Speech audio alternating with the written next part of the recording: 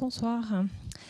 Bienvenue à la Cité des Sciences et de l'Industrie. Je suis ravie de vous accueillir ce soir pour la poursuite de notre cycle de conférences consacré aux dons.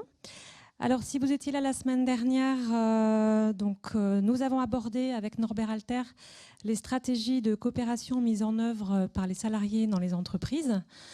Ce soir, nous allons investir un autre milieu qui nous est aussi familier et je pense que les échanges seront animés. Donc l'hôpital. Et donc pour éclairer la part du don qui s'exerce dans le champ de la médecine et de la santé, avec Philippe Chagnal. Bonsoir Philippe, qui a aidé à concevoir ce cycle. Alors vous êtes maître de conférences en sociologie à l'université Paris-Dauphine, vous êtes secrétaire de la rédaction de la revue du MOS et vous avez donc écrit de nombreux articles dans cette revue et vous avez notamment donc dirigé l'ouvrage collectif qui nous a inspiré donc ce cycle, qui est celui-ci, La société vue du don, donc le manuel de sociologie anti-utilitariste appliquée, donc paru en 2008 aux éditions La Découverte, donc comme on dit, on peut se procurer dans toutes les bonnes librairies. Voilà, donc cet ouvrage qui nous a inspiré ce cycle. Donc voilà, Philippe, qu'en est-il de la part du don dans l'hôpital ? J'ai d'y répondre pendant une heure à peu près, et ensuite j'espère qu'on pourra avoir ensemble une discussion fructueuse. Alors la conférence que je vais vous donner, je préférais l'appeler causerie, comme on disait il y a peu de temps. Alors on a presque une ambiance de chaumière avec le fait qu'on est tous un petit peu dans l'ombre, on se voit à peine. J'espère qu'au moment du débat on pourra se voir un peu mieux. Cette causerie que je vous propose ce soir, elle a pour origine une réflexion collective que nous avons menée justement dans cette revue, la revue du MOS, et dans un numéro dont je fais ici la publicité gratuite, qui avait pour titre « La gratuité, éloge de l'inestimable ». On a consacré effectivement ce numéro à cette question de la gratuité sous la forme justement d'un éloge de l'inestimable, d'un éloge des choses sans prix qui peut-être justement font tout le prix de la vie. Et donc vous allez le voir, cette question générale et paradoxale, on le verra, de la gratuité, va constituer mon point de départ. Je la développerai ensuite dans un domaine spécifique, comme Sabine vous l'a expliqué, celui de la santé, celui de l'hôpital, celui des relations de soins. Et je dis immédiatement que je ne suis pas un spécialiste de l'hôpital et je ne suis pas un spécialiste de la santé. Je m'y suis intéressé justement par le don, vous le verrez. Mais la question que j'essaierai de me poser, pour le dire d'une façon un peu ironique, c'est est-ce que le nouveau management public, les nouvelles formes de gestion, d'organisation de l'hôpital, est-ce qu'elles sont bonnes pour la santé? Est-ce que le nouveau management public est bon pour la santé? Ce qui veut dire en fait, vous le verrez, est-ce que le soin est soluble dans le calcul? Est-ce que le soin est soluble dans la comptabilité? Vous le verrez, ma réponse est assez négative.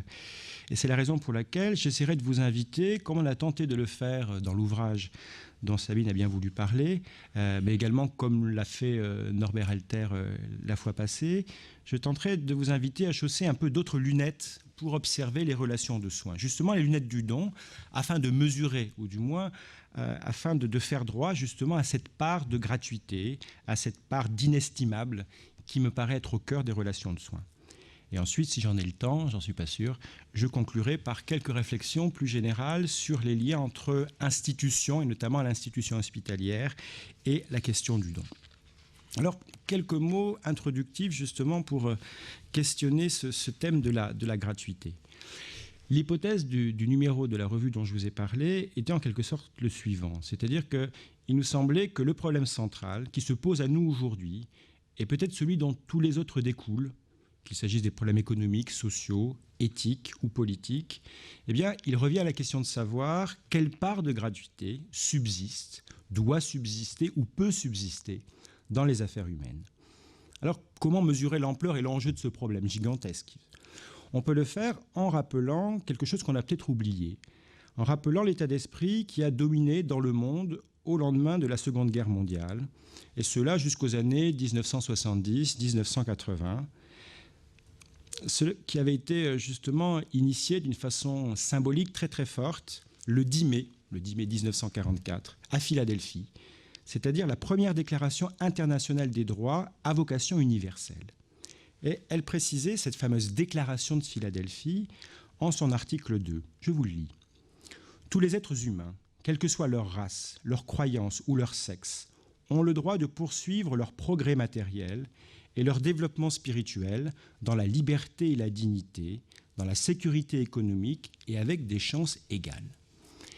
De tels principes, et c'est ce qui me paraît essentiel de rappeler tout de suite, impliquaient que soient rendus communs. Ça veut dire à des degrés divers plus ou moins gratuits, c'est-à-dire non marchands.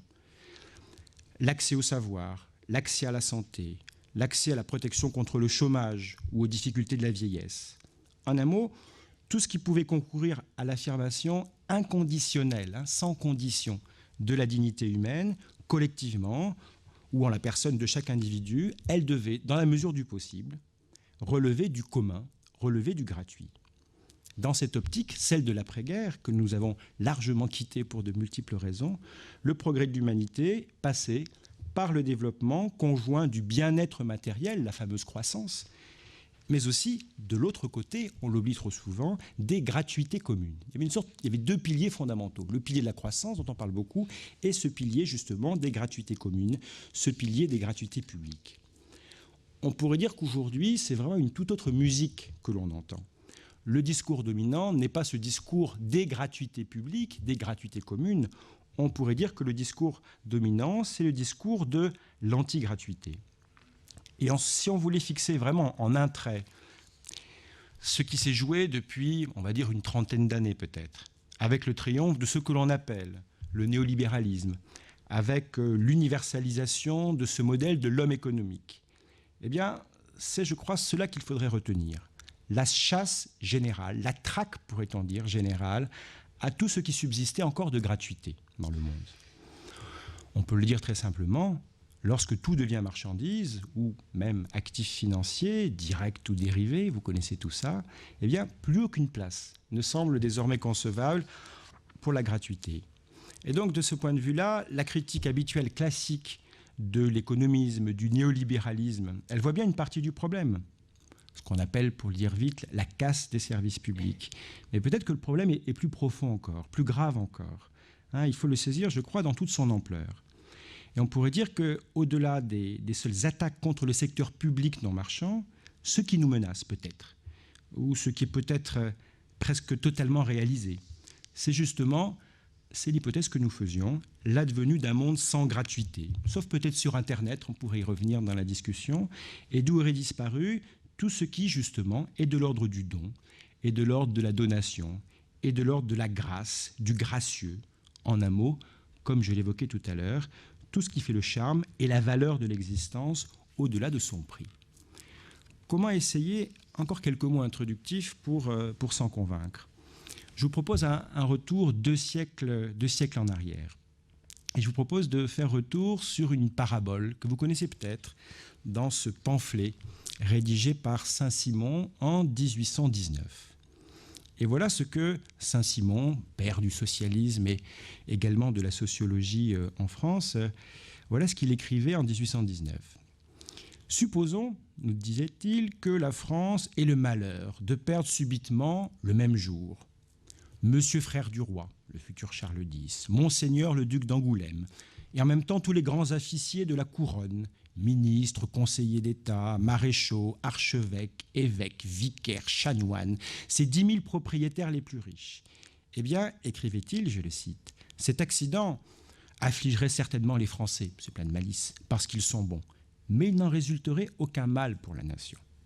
Par contre, poursuivait-il, si elle perdait de la même façon, le même jour, ses 50 premiers physiciens, chimistes, mais aussi ses meilleurs agriculteurs, maîtres des forges, ouvriers des différents corps de métier, bref, ses principaux producteurs, alors, je le cite également, elle deviendrait sans âme, à l'instant même où elle les perdrait. » Je crois qu'il est assez tentant d'actualiser aujourd'hui cette fameuse parabole de Saint-Simon. Sur la première partie, je vous laisse libre de savoir qui pourrait disparaître sans que leur disparition n'occasionnerait aucun mal pour la nation. Mais intéressons-nous plutôt à la deuxième partie. On pourrait se demander qu'est-ce qu'il adviendrait si, en un jour, nous perdions toutes celles et tous ceux qui accomplissent pour la collectivité, ou peut-être simplement pour autrui, cette part discrète du gratuit. Toutes celles qui nouent dans leurs entreprises, dans leurs administrations, mais aussi dans la sphère privée, comme dans l'espace public, dans le monde des associations, ce qui nouent ces formes invisibles de la coopération, ces liens de sollicitude, ces liens d'entraide. Bref, que serait un monde, pour employer le terme des anglo-saxons, sans care? Que deviendrait un monde privé notamment de ses travailleurs sociaux, de ses personnels soignants, de ses éducateurs, ce que les Américains appellent ces caregivers. Bref, en fait, tel est le sens de mon expérience de pensée. Que serait un monde sans dons, sans givers tout court? À l'évidence, me semble-t-il, aucune administration ne saurait fonctionner sans un minimum de dévouement à l'esprit du service public. Aucune entreprise ne prospérerait, Norbert Alter l'a montré la fois dernière, sans un attachement désintéressé au métier, au collectif de travail. Aucune association ne survivrait si ses membres, si ses militants n'étaient là que pour se servir. Aucune vie familiale, amoureuse, amicale ne serait viable si chacun ne s'y engageait qu'au vu des bénéfices matériels, affectifs, sexuels, tout ce que vous voulez, qu'elle pourrait procurer. Tout cela peut paraître bien banal, mais justement, et telle est l'hypothèse que je voudrais faire d'abord, cette part de gratuité, est-ce qu'elle ne fait pas scandale justement aujourd'hui? Vous connaissez sûrement l'industriel Taylor, qui traquait hier la flânerie de ses ouvriers. Eh bien, on pourrait dire qu'avec les nouvelles méthodes de management, la chasse, la traque, comme je l'ai dit, à l'inestimable, semble bel et bien ouverte. Et elle l'est notamment dans ces espaces consacrés de la gratuité que j'évoquais tout à l'heure, ces espaces politiquement institués de la gratuité que constituaient les services publics. À travers ces gratuités publiques, j'en dirai un mot en conclusion, que ces services publics prodigués, sécurité sociale, l'école publique, la démocratisation de la culture, eh bien, on avait là, en quelque sorte, les symboles et les piliers d'un monde commun. Dans ce cadre-là, l'hôpital, oui, fut assurément l'un des emblèmes de ces gratuités publiques, fut l'un de ces mondes, l'un de ces foyers, pourrait-on dire, d'un monde commun. La question que je voudrais poser tout d'abord, quel en est-il aujourd'hui? Qu'est-ce qu'il en est aujourd'hui? Alors, pour réfléchir à ces questions-là, je vais m'appuyer sur différentes études, sur différentes recherches, en prenant le même ton, un ton peut-être un peu polémique, vous verrez, qui pourra se radoucir progressivement. À l'évidence, comme le montre un certain nombre de recherches, les nouveaux modes de gestion, les nouveaux modes de management ne semblent guère bons pour la santé, notamment, et d'abord peut-être, la santé de leurs salariés. Et certains sociologues, ils sont assez nombreux, ont même suggéré récemment que si nos sociétés étaient malades, elles étaient peut-être avant tout malades de la gestion. Alors, je vous propose de continuer de filer cette métaphore un peu facile de la maladie. En quoi on peut dire que nos sociétés contemporaines sont malades de la gestion? L'actualité peut nous en présenter un certain nombre de symptômes, complexes, mais quand même inquiétants. On peut évoquer, ça peut paraître aussi facile, et il ne s'agit pas bien sûr de faire parler les morts, ce serait indécent, mais on peut penser au suicide de France Télécom. Il y a un certain nombre de recherches qui ont été consacrées à France Télécom. Et parmi ces recherches, j'en retiens une qui essaye de décrire ce qui s'est joué à France Télécom comme une sorte de laboratoire de l'antipathie. Dans cette recherche, cet auteur se demande s'il n'est pas absurde, et il pense qu'il n'est pas absurde, de se demander si l'antipathie n'est pas devenue aujourd'hui une forme de compétence professionnelle, valorisée dans ces formes du nouveau management. Alors qu'est-ce que c'est que l'antipathie? L'antipathie, ce n'est pas la méchanceté. L'antipathie, c'est bien plutôt une indifférence délibérée et apprise, une volonté de ne pas partager d'affect avec autrui. On pourrait dire que c'est le slogan du zéro affect que l'on connaît dans de nombreuses structures. Elle peut consister, par exemple, à considérer qu'une violence psychique envers un subordonné n'est rien, sinon, selon ce jargon, la contrepartie nécessaire d'un objectif opérationnel de réorganisation absolument capital à l'entreprise. Bref, savoir fermer les yeux et les oreilles à la souffrance d'autrui, savoir cacher les existences humaines meurtries derrière ces ritournelles souriantes, aseptisées, productivité, efficacité, compétitivité, excellence, modernisation. Autant, ici, de grandes qualités propres à ouvrir de belles perspectives de carrière. Alors vous allez me dire, quel est le rapport entre ces laboratoires de l'antipathie, ces formes presque extrêmes de la gestion des ressources humaines et le secteur de la santé, ce monde du soin, justement ce monde de la sollicitude, ce monde du face-à-face, du corps à corps, avec les souffrances, avec la maladie, avec la mort. Dans quelle mesure ce monde serait-il lui aussi, et un peu paradoxalement, malade de la gestion, et quels en sont les éventuels symptômes? Essayons de circonscrire un petit peu mieux notre objet. Et pour cela, il nous faut quitter ces laboratoires de l'antipathie.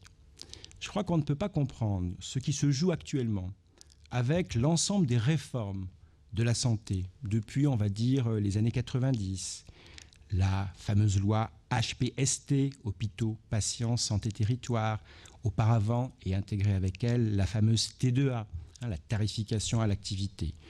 Eh bien, on ne peut pas comprendre ce qui se joue actuellement avec l'actuelle réforme de la santé si on ne la replace pas dans le cadre le plus général, celui de cette fameuse révision générale des politiques publiques, RGPP, encore un nouveau nom de code. Je les quitte, ces noms de code, immédiatement. Car ce qu'il importe de voir, c'est ce qui constitue le cœur et ce qui, en quelque sorte, réunit différentes réformes.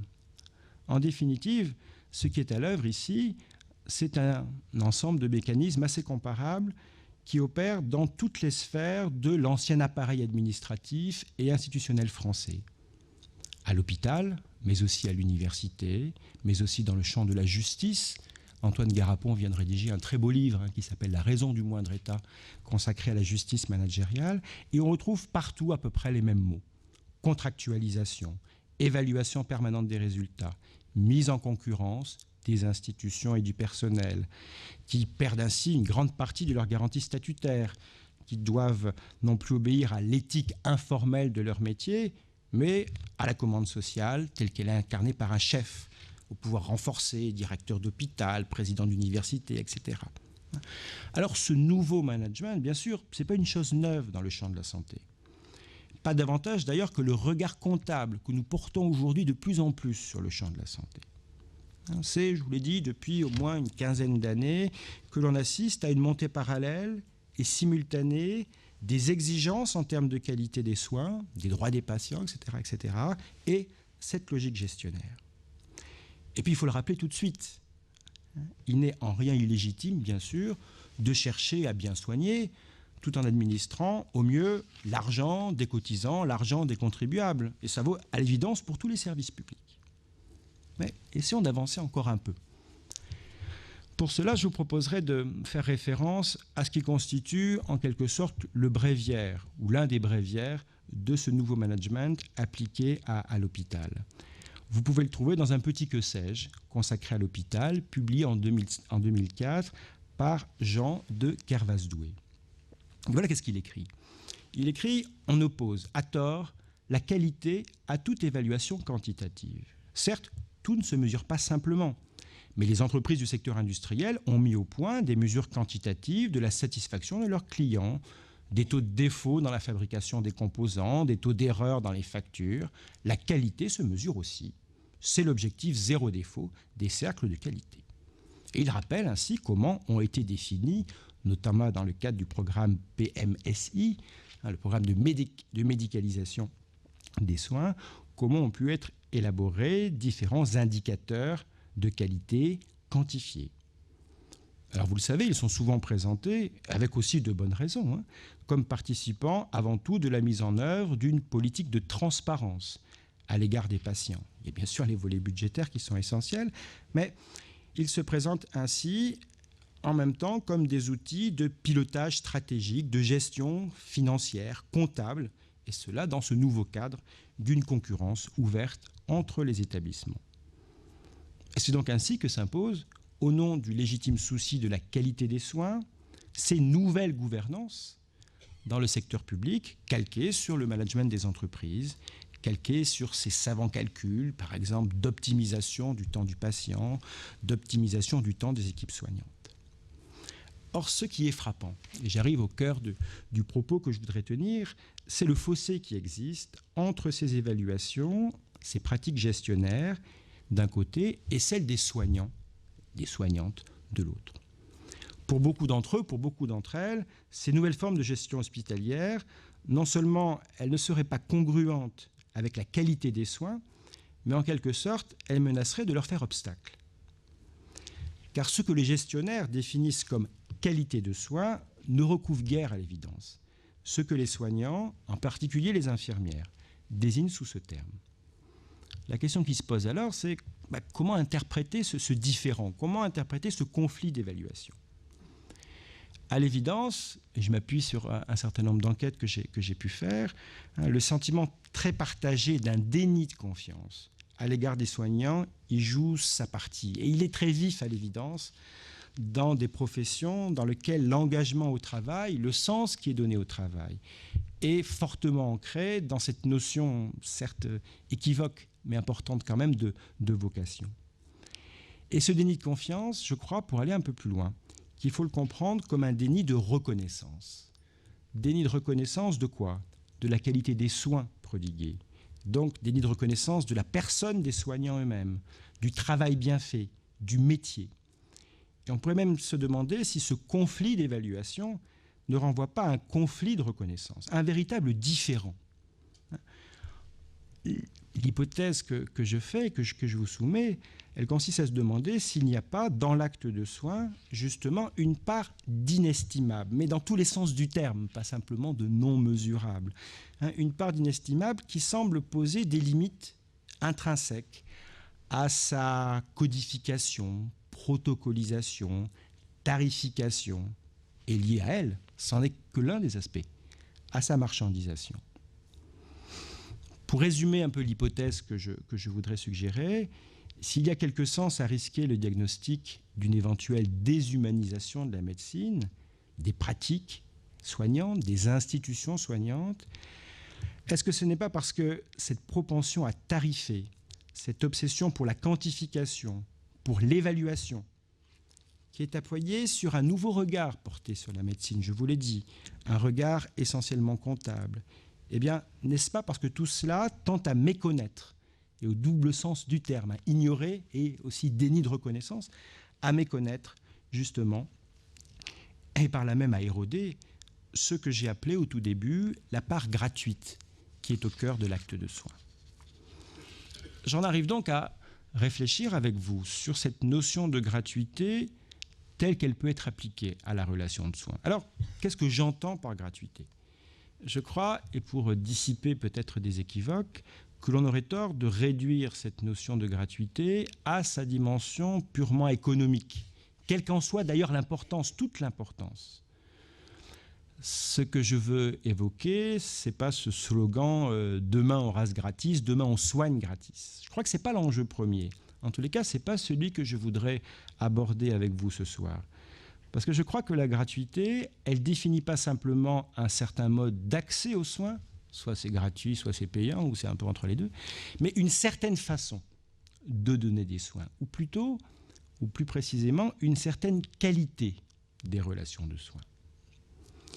Si on s'inscrit dans cette perspective-là, on peut trouver un certain nombre d'indices, d'abord économiques, et on le verra avec des incidences sociologiques importantes, me semble-t-il, on peut trouver de nombreux indices de cette érosion de la part du gratuit dans l'acte soignant. J'en donnerai un premier exemple, non pas à l'hôpital, mais dans le cadre de la médecine de ville. Si on consulte un certain nombre de recherches récentes, qu'est-ce qu'elles nous montrent ? Ces recherches récentes nous montrent que, par exemple, la durée de consultation n'a cessé de se réduire. Pour le dire très simplement, trop simplement, c'est un indicateur un peu grossier, mais ces 10 dernières années, le tarif par minute de consultation a augmenté, allez, on va dire, d'au moins 30%. Alors ce calcul, il est sommaire, mais qu'est-ce qu'il indique ? C'est la croissance de la part marchande payée sur la part gratuite. Mais on peut en citer d'autres exemples qui vont dans le même sens, de tels exemples de transfert de la part gratuite vers la part marchande, toujours en médecine libérale. Ce qui est frappant, c'est le recours accru à la médicalisation, au sens au recours aux médicaments, qui a ses coûts, on le sait, au détriment de la parole, au détriment de l'attention accordée aux patients. Ce que l'on observe, c'est également la propension à tarifer des actes auparavant gratuits. Le renouvellement d'une ordonnance, contraception, le commentaire, l'interprétation d'examens, des vaccins, etc., etc. Alors on fera toujours une petite prise de tension pour justifier un acte médical, mais effectivement, on observe cette tendance-là. Alors comprenez bien le sens de mon argument ici. il ne s'agit pas, bien évidemment, de montrer du doigt la médecine libérale. D'une façon bien plus générale, le transfert vers le système sanitaire des souffrances individuelles, familiales et sociales, il accroît d'une façon très générale cette part marchande au détriment de la part gratuite. L'exemple le plus frappant qui vous viendrait immédiatement à l'esprit, c'est celui de l'accompagnement de la dépendance des personnes âgées, qui va être au cœur de débats importants dans les mois qui viennent. Dans les sociétés, on va dire, rurales, traditionnelles, elle était réalisée au sein de la sphère domestique. Elle n'était jamais externalisée vers un système de santé. On pourrait évoquer des processus d'externalisation tout à fait comparables, notamment dans le champ de la psychiatrie ou du traitement de différentes formes d'anomie. Ces transferts, et à travers eux, cette érosion de la part du gratuit, constituent des faits complexes. On peut les apprécier bien sûr diversement. Ils résultent de causes multiples. Mais néanmoins, je crois qu'il faut accorder, parmi ces causes multiples, une place importante à la transformation même du regard que nous portons sur la santé. Ce regard, je vais y revenir maintenant, justement de plus en plus comptable et de plus en plus marchand. Comprenez bien, encore une fois, ce que je veux essayer de vous proposer. Je vous l'ai dit, il ne s'agit pas d'accuser les médecins de tarifer ou les institutions de soins de vouloir faire des économies. Il ne s'agit pas davantage de stigmatiser un discours public et des politiques qui semblent obsédées par la dérive des dépenses. L'accent que l'on va mettre sur les gaspillages, l'inflation des coûts, etc. etc. Non, c'est ce changement de regard, moi, qui m'intéresse, et c'est lui qui m'interroge en quelque sorte. Parce que ce changement de regard, il a cette conséquence étrange d'être autoréalisateur. Voilà ce qu'on peut montrer, et voilà ce que montre un certain nombre d'études. C'est que cette propension à tarifer, elle ne résulte pas des calculs intéressés, opportunistes des médecins qui se disent « voilà, on va faire des bonnes affaires ». Non, elle provient avant tout, cette propension à tarifer, de l'hégémonie nouvelle, de l'évaluation marchande et comptable, telle qui porte sur l'effort de santé, dans la mesure où cette hégémonie nouvelle de l'évaluation marchande et comptable, elle est promue aujourd'hui. On le voit très clairement par les autorités de tutelle. Et donc l'hégémonie de ce discours, de ce regard, elle vient en quelque sorte naturaliser, elle vient en quelque sorte légitimer dans les pratiques elles-mêmes cette appréhension désormais principalement marchande de la ration médicale et de la relation soignante. Elle a des incidences économiques, mais elle a également des incidences proprement sociologiques, car elle touche, et c'est le point qui m'intéresse le plus en définitive, elle touche au cœur même du métier de soignant, à ce que j'ai nommé tout à l'heure, quitte à paraître un peu vieux et réactionnaire, la vocation du soignant. Je relisais il n'y a pas très longtemps un vieux texte d'un vieux sociologue américain qui s'appelle Talcott Parsons, et il s'est beaucoup intéressé à la médecine. Il a rédigé un certain nombre de textes dans les années 1950. Et il essayait d'étudier la figure du médecin moderne. C'est quoi le médecin moderne? Eh bien, il montrait que le médecin moderne, il combinait en quelque sorte deux représentations. Il y avait d'ailleurs la figure du médecin moderne, d'une part l'image du savant, c'est-à-dire celui qui maîtrise une compétence proprement technique, dûment sanctionnée et évaluée par des diplômes. Et puis de l'autre, à côté de cette figure du savant, c'était la figure de l'humaniste, celui qui était capable de faire don de son temps, don de sa parole, don de sa personne à ses patients. C'était en quelque sorte cette combinaison d'expertise scientifique d'un côté et de don de soi de l'autre, qui justifiait son prestige social et en même temps qui justifiait ses émoluments.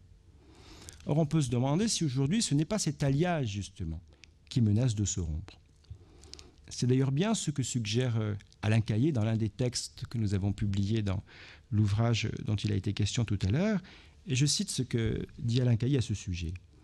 Il écrit « Avec la libéralisation croissante de la médecine et la multiplication des médecins qui placent la perspective de leurs gains financiers avant le sens de ce qu'ils doivent à leurs patients et qui ne justifient plus leurs gains par le don qu'ils leur font, mais uniquement par leurs compétences scientifiques et techniques, avec la décomposition croissante d'un système de santé publique qui ne suffit plus à assurer aux plus démunis, le droit pourtant imprescriptible, inconditionnel, rappelez-vous la déclaration de Philadelphie, à la santé, c'est toute la composante humaniste de la médecine moderne qui se délite. Propos dramatisés, mais on peut le reprendre peut-être et le nuancer de ce point de vue-là. On pourrait suggérer en effet que cette érosion de la part de gratuité, bref d'humanité, elle traduit une érosion de la part de désintéressement qui est pourtant consubstantielle à la logique éthique et déontologique des professions de soignants. Je crois qu'il n'est pas contradictoire, il est même banal, tout à fait banal, d'affirmer tout à la fois que la santé n'a pas de prix. C'est la raison pour laquelle, si vous reprenez le Code de déontologie médicale, dans son article 19, vous pouvez lire « La médecine ne doit pas être considérée comme un commerce ». On peut affirmer tout à la fois que la santé n'a pas de prix et que la santé a un coût.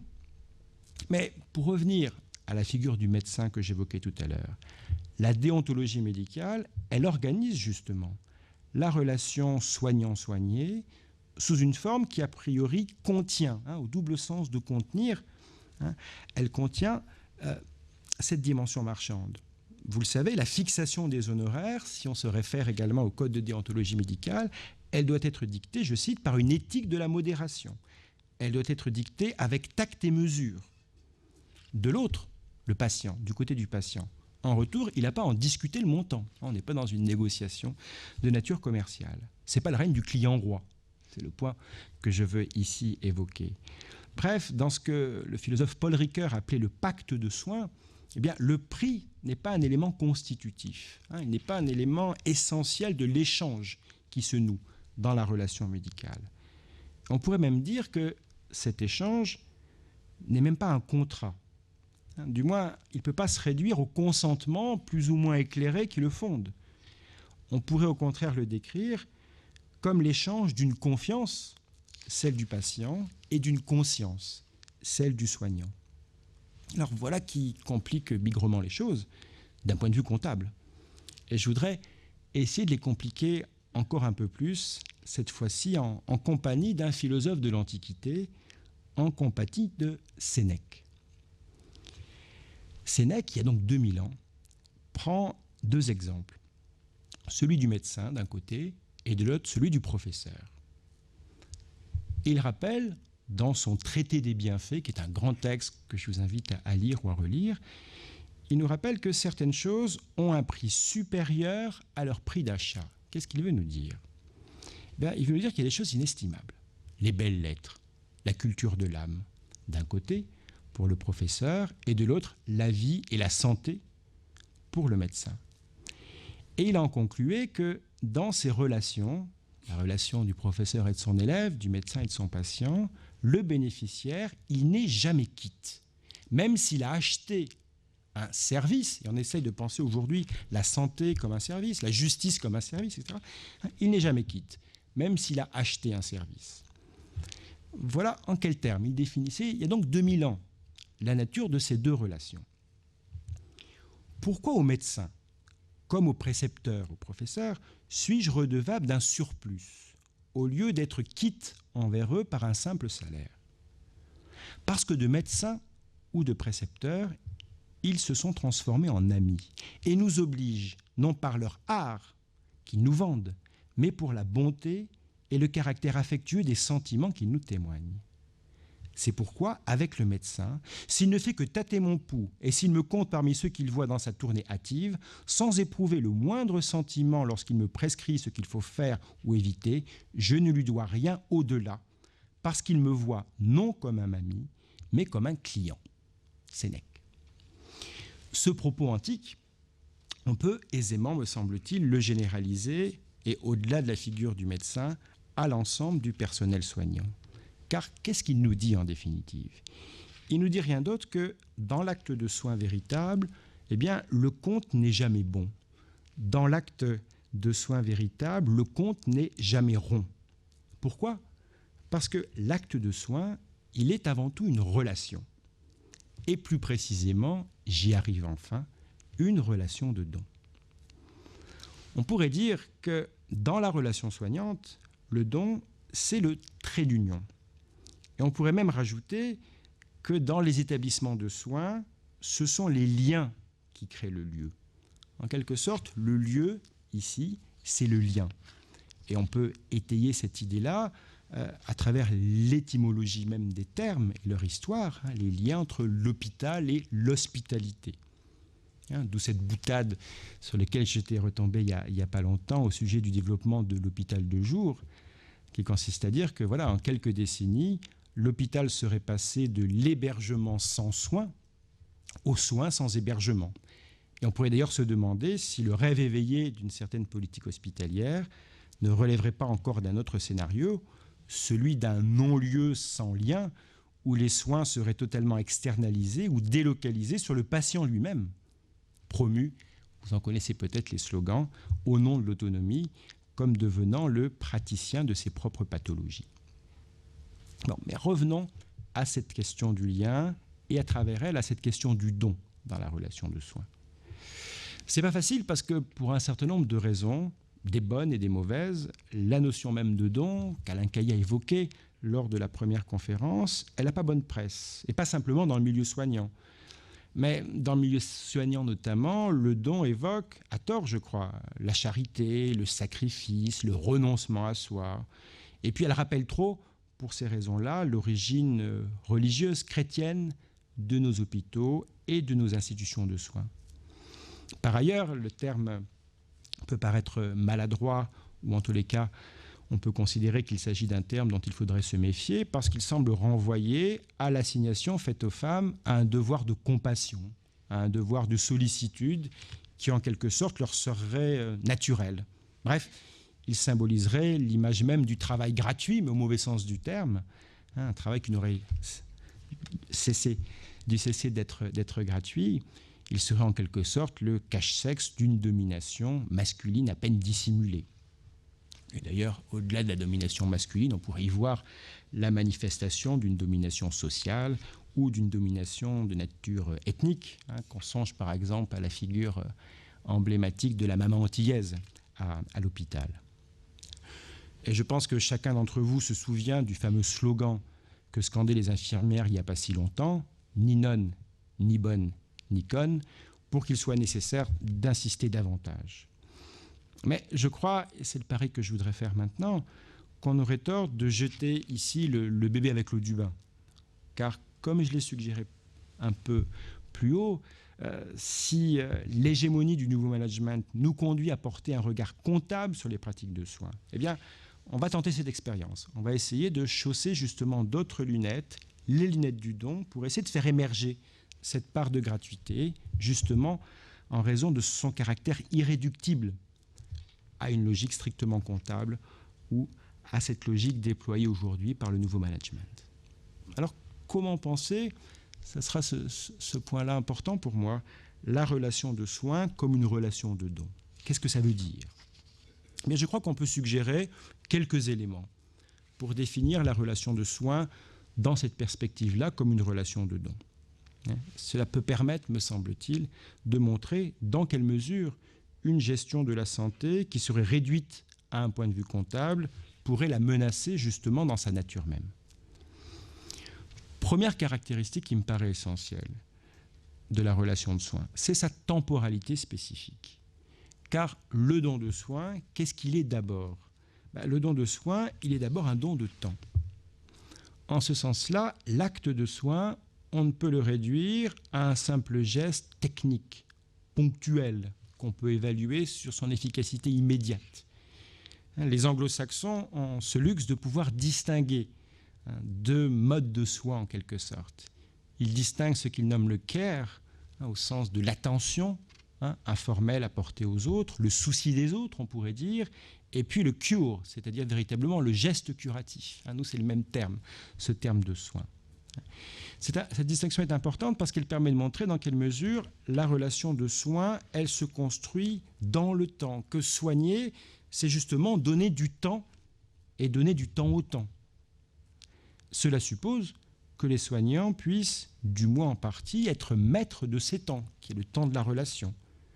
Or, il me semble justement que l'impératif gestionnaire d'optimisation du temps des patients, d'optimisation du temps des équipes soignantes, eh bien, il méconnaît, il malmène cette temporalité tout à fait spécifique à la relation de soins.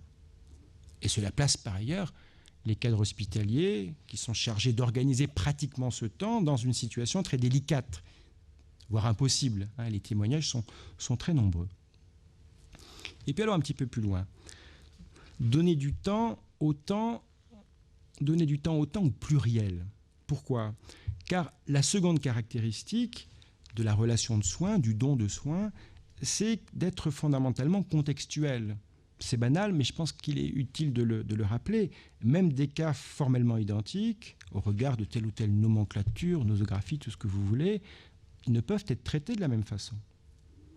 À ce titre, le don de soins suppose une certaine intelligence de la singularité des situations, de la singularité des personnes, de la singularité des relations entretenues avec ces personnes.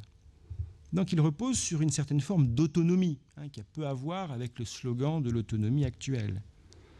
Ou pour le dire un peu autrement, et faire un clin d'œil à ce que j'ai évoqué tout à l'heure sur les laboratoires de l'antipathie, il suppose une dimension éthique, sensible, qui lui est propre.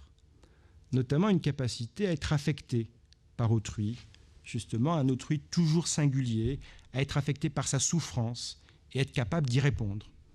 Y répondre avec efficacité, certes, mais également, et c'est peut-être le plus difficile, avec sollicitude et avec tact. Cela en cherchant, on pourrait le dire ainsi, en quelque sorte l'impossible, c'est-à-dire la bonne distance. Bref, parce qu'il est indissociablement don de relation et don de soi, eh bien, l'acte de soi, et cela quels que soient les soignants impliqués, il semble résister par sa nature même au modèle de la prestation marchande ou aux exigences de l'évaluation comptable.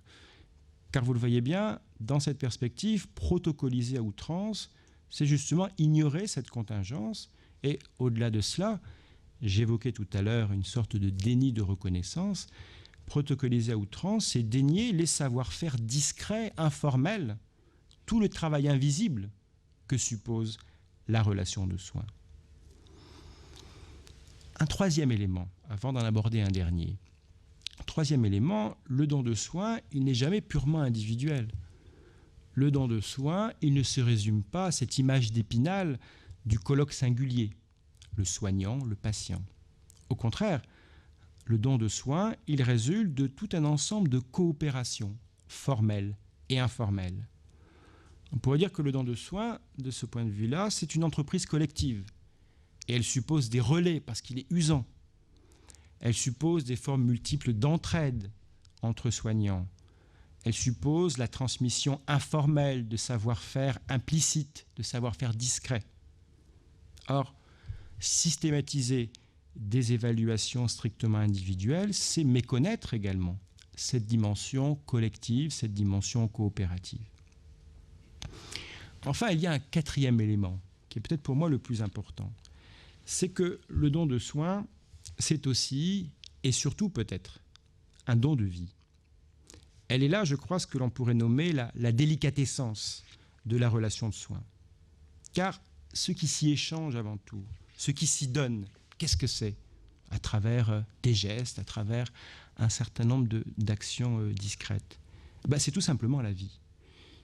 Il suffit, et on peut en avoir l'expérience, d'avoir été alité à l'hôpital, même quelques jours, pour avoir perçu et senti toute l'importance des 1000 petites attentions, apparemment les plus anodines, qui font le bon soin et qui symbolisent justement et diversement ce don de vie. Encore une fois, tout cela est très banal. Mais justement, le propre du soignant, est-ce qu'il ne consiste pas à donner en quelque sorte sans y être formellement tenu ? C'est-à-dire, et on voit bien en quoi les choses se distinguent du modèle d'un échange marchand ou d'un échange formalisé, de donner des choses contre rien. On pourrait dire en ce sens que est propre au don de soins, est intrinsèque au don de soins, une dimension de générosité, quelque chose qui va au-delà, en surplus du donnant-donnant, du rien sans rien, donner quelque chose contre rien, s'opposant ici à ce registre donnant-donnant, du rien sans rien. On est loin de ce point de vue-là, de la relation marchande, on est loin de la relation salariale stricto sensu dont vous a parlé Norbert Alter la semaine dernière, on est loin de tout protocole codifié. Encore une fois, comprenez bien mon propos, hein, je dois aller très vite ici. Il ne s'agit pas pour autant de faire l'éloge du bénévolat lorsque je parle de générosité. La question est bien celle de la reconnaissance de ce qui est effectivement un travail. Mais en même temps qu'elle est reconnaissance de ce qui est un travail, elle est aussi reconnaissance d'un fait anthropologique essentiel auquel je suis fortement attaché. Ce fait, on pourrait le formuler ainsi: aucune société, aucune culture, aucune relation ne saurait exister sans une part de gratuité, sans une part de don, sans une part de générosité. Gratuité de ce que l'on reçoit des autres, des hommes, des femmes, des enfants, des morts ou des vivants. Gratuité de ce que l'on reçoit également des institutions, voire des dieux. Gratuité également de ce qu'on leur donne contre rien, sans compter, et parfois même sans que ceux qui bénéficient de nos dons n'y aient droit ou ne le méritent. L'hypothèse que l'on peut faire, c'est que c'est ainsi que la vie circule, c'est ainsi d'abord que les liens se nouent, c'est ainsi d'abord que les identités se forgent. De ce point de vue, la relation de soins, justement, parce qu'elle est expérience de la maladie, parce qu'elle est expérience de la vulnérabilité, d'une vulnérabilité qui nous est commune, parce qu'elle est l'expérience de la mort, voire même pacte contre la mort, elle est au cœur de ce don de vie. Le soignant, ce qu'il procure en premier lieu, c'est du vital. Et le vital, justement, c'est ce qui n'a pas de prix. Mais c'est bien là tout ce qui fait la difficulté de la relation de soins. Comment essayer de la présenter? Pour vous montrer que penser la relation de soins du point de vue du don, c'est pas simplement peindre comme ça une sorte de monde totalement harmonieux, c'est pas vous inviter au pays de Candie, hein. Les ambivalences du don, elles sont fondamentales. D'abord du côté du soignant. Du côté du soignant, c'est le risque du pathos. C'est le risque de l'identification, justement, au patient, qui peut devenir, vous le savez, quasiment fusionnel, voire physique. Hein, on peut ressentir, c'est des témoignages que l'on retrouve souvent, notamment chez les infirmières dans des services de neurologie, on peut ressentir physiquement les nausées, les céphalées des patients. Hein, on peut ressentir l'échec d'un traitement, la mort comme un échec personnel, hein, comme justement, hein, comme si on n'avait pas su donner. On pourrait penser ici au désarroi des soignants au début de l'épidémie du sida. Donc, du côté du soignant, il y a ce risque d'identification, hein, qui peut aller très très loin. Du côté du patient, l'autre risque dans cette relation de don, c'est notamment le risque de s'en remettre totalement au soignant. Non seulement de lui donner sa confiance, comme je l'évoquais tout à l'heure, mais de lui confier, de lui livrer son corps, de lui livrer sa vie, en attendant justement ce contre-don vital, hein, le don à avoir avec l'abandon de ce point de vue-là. Dans l'ouvrage, Isabelle Marin, qui est responsable du service des soins palliatifs dans ma ville, à Saint-Denis, elle évoquait cette patiente sous chimiothérapie qui, abordant une nouvelle infirmière, lui disait « Ah, ça tombe bien, j'ai un cadeau pour vous ». Alors l'infirmière est-elle léchée et elle lui demande « Quel cadeau ?»« Mais mon cancer, voyons », lui répond la malade. Hein, cadeau empoisonné. Dominique Bourgeon vous en parlera dans le cadre de la conférence de la semaine prochaine. Cadeau empoisonné s'il en est. Hein, car ce don, c'est quoi? C'est bien ce don d'un corps souffrant, déjà sûrement et depuis longtemps biopsé, prélevé, piqué, qui exige une contrepartie. Hein, une contrepartie qui peut aller jusqu'à l'acharnement.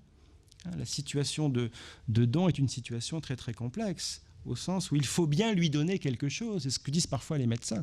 Il faut bien lui donner quelque chose. Il m'a donné son corps, il m'a donné sa confiance. Il faut bien en retour lui donner quelque chose. Et donc la frontière est très floue entre le don d'un côté et le sacrifice. Et on peut basculer très vite de l'un à l'autre. Et Isabelle Marin, d'ailleurs, rappelait également le cas d'une autre malade qui saluait l'infirmière venue lui poser sa perfusion de chimio par un « voilà mon empoisonneuse ». Donc comprenez bien que la relation de don renvoie à un certain nombre de registres très différents, hein, et montre bien effectivement cette dimension de violence et cette possibilité toujours du cadeau empoisonné. Je ne développe pas davantage, sauf pour préciser justement ce point-là. Observer l'acte de soin comme une relation de don eh bien, cela permet, me semble-t-il, de montrer que si cette relation est profondément asymétrique, que si cet échange est radicalement inégal, il intègre néanmoins, et ça on l'oublie parfois, une certaine dimension de réciprocité, elle aussi invisible, comme tout le travail invisible que j'évoquais tout à l'heure. Hein, car si le patient reçoit beaucoup, il donne également. Parfois même il donne trop, je vous l'ai dit, jusqu'à l'abandon, jusqu'à la remise de soi. Mais il n'est pas illégitime de parler d'un travail implicite propre aux malades. On peut trouver des exemples assez évidents, un service de dialyse, des unités de rééducation, ou autrement, bien sûr, dans le champ de la psychiatrie. Mais des choses toutes simples. Pensez à cela, se laver, se coiffer, se lever, s'alimenter, donner des informations utiles au diagnostic, tousser ou respirer au bon moment, sont aussi indispensables à l'exercice médical. Et puis pensons aussi à autre chose. Pensons au travail de deuil, au travail de deuil de soi-même. Pensons aux règles du bien mourir que le patient, justement, en fin de vie, est tenu d'observer. Contrôle des émotions, maîtrise de soi. Donc le patient donne beaucoup aussi dans la relation. Et donc, au regard du point de vue comptable que j'évoquais tout à l'heure, comment mesurer, d'un point de vue comptable, cette contribution informelle des malades qui contredit, je crois fortement, le modèle du consommateur de soins, comme ce modèle du simple patient, un pathos, celui simplement qui subit, celui qui peut être réduit sous le regard médical à sa pathologie. Quelques mots pour conclure ce parcours que je vous ai proposé. Dans cette conférence, dans cette causerie, il n'était pas dans mon intention de faire naïvement l'apologie du gratuit dans la relation de soins. Il n'était pas dans mon propos d'opposer le bon don d'un côté des bonnes infirmières à la méchante gestion, la généreuse gratuité d'un côté à la vénale comptabilité, la délicate relation à la grossière institution. Non, il ne s'agissait pas du tout pour moi de diaboliser toute forme de régulation extérieure à cette relation. Car je l'ai évoqué, je veux le répéter ici en conclusion, cette part de gratuité, cette part de don, elle n'est pas sans ambiguïté. Elle est traversée de multiples tensions, mais comme toutes les formes de don. Dans le champ médical, il me semble que la tension principale est celle-ci. C'est cette tension indépassable, je crois, entre d'une part le souci de l'autre, qui, vous l'avez compris, est placé sous le registre de la sollicitude personnelle, toujours singulière, une sollicitude qui est hors équivalence, en quelque sorte. Donner quelque chose contre rien. On est parfois même à la limite de la démesure, je vous l'ai dit, lorsque l'identification au patient est trop forte ou lorsque la demande du patient est trop impérieuse. On a ce premier aspect, le souci de l'autre, hors équivalence, jusqu'à la démesure, et puis de l'autre, le souci de l'acte, tout à fait légitime, bien sûr, le geste technique, professionnel, institutionnel, qui, lui, suppose des procédures, non pas une focalisation sur la singularité, mais des règles relativement générales, relativement impersonnelles. Ces règles qui sont nécessaires, qui sont garantes de la bonne distance, qui aident effectivement dans la relation, mais au risque cette fois-ci de dépersonnaliser la relation, de l'inscrire en quelque sorte dans un procès de travail rationalisé, formalisé, ou au risque, qui en est guère éloigné, de succomber au fantasme de la toute-puissance.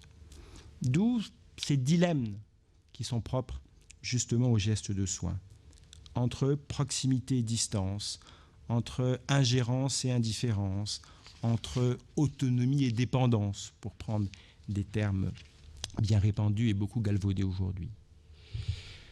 Donc, dans la perspective que j'ai essayé de tracer, il ne s'agit pas, en survalorisant la dimension relationnelle, de nier l'importance des médiations institutionnelles au cœur de l'acte de soin. À l'évidence, pour les raisons que j'ai évoquées, la relation de soin, elle a besoin de tiers. Et pour en revenir à ce que j'évoquais au tout début, par-delà d'infinies variantes, le fond doctrinal commun à toutes ces écoles du nouveau management, du New Public Management, est-ce qu'il n'est pas en définitive le refus et le rejet de l'institution. Dans cette volonté de la réforme permanente, tout se passe justement comme si plus rien ne devait être institué, comme si plus rien ne devait être pérenne, comme si tout devait devenir mobile, souple, malléable, comme si tout devait être réformable en permanence. C'est ce qui se joue dans l'institution hospitalière, c'est ce qui se joue dans l'institution universitaire, c'est ce qui se joue, me semble-t-il, également dans l'institution de la justice. Bref, cette allergie, on pourrait même dire cette phobie de l'institution, commune à cette nouvelle race de réformateurs, je crois qu'elle mériterait une bonne consultation, et vraisemblablement plusieurs. Car on peut sortir ici du champ de la santé lorsque l'on en vient à comparer les magistrats à des petits points interchangeables et à traiter les chercheurs de son pays de fainéants, tout juste capables de venir chercher un peu de lumière et de chaleur dans leur bureau en se tournant les pouces, eh bien cela traduit, me semble-t-il, une étrange haine des corps, du moins des corps constitués. Et je crois que cette haine des corps, elle est le symptôme d'une sainte horreur de la gratuité. Car c'est justement, comme j'essaie de vous le montrer au tout début, dans ces corps que se sont incarnées les gratuités publiques que nos sociétés prodiguent à leurs membres, et grâce auxquelles ces membres peuvent s'éprouver comme participants d'un destin solidaire. La sécurité sociale, c'est quelque chose qui ressemble à ça, me semble-t-il. Et donc, c'est à ce titre, je crois, que les services publics, éducation, santé, justice, constituent les symboles et les agents de ces gratuités instituées, constituent les piliers, comme je vous l'ai dit, inestimables d'un monde commun. Peut-être alors peut-on mieux saisir, je crois, combien leur fragilisation, et juste là, vous l'avez compris d'un euphémisme, menace de briser ce cercle vertueux entre la gratuité relationnelle que j'ai évoquée, au cœur de la relation de soins, et la gratuité instituée, telle qu'elle est incarnée par la logique institutionnelle. Bref, de briser ce cercle vertueux entre don et institution. Je vous remercie.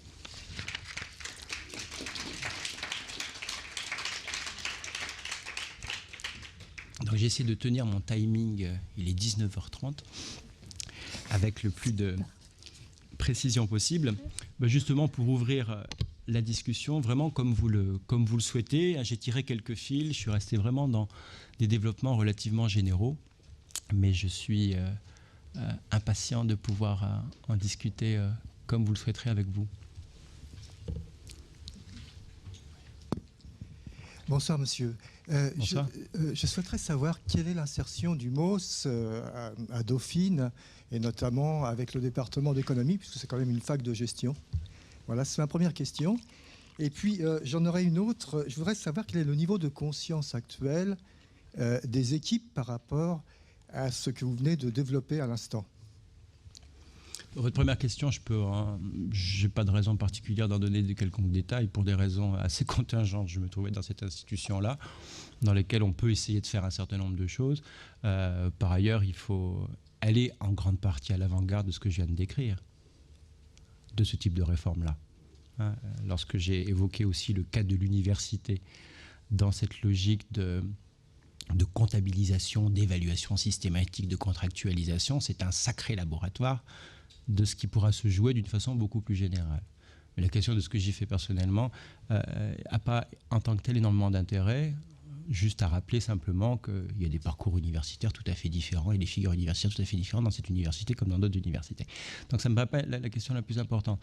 La deuxième question, elle me paraît essentielle parce que ce type de discussion auquel je vous ai invité là, d'une façon en fait assez informelle, elle a pour point de départ justement un travail que j'ai fait auprès d'infirmières et auprès de cadres de santé. C'est-à-dire les conséquences vécues des réformes que j'ai évoquées, elles renvoient en quelque sorte à ce à quoi j'ai essayé de vous rendre sensible. C'est-à-dire qu'il y a une singularité de la relation de soins et il y a ce sentiment, en tous les cas, moi, qui m'a frappé lorsque je faisais des entretiens, de ce que j'ai appelé un déni de reconnaissance.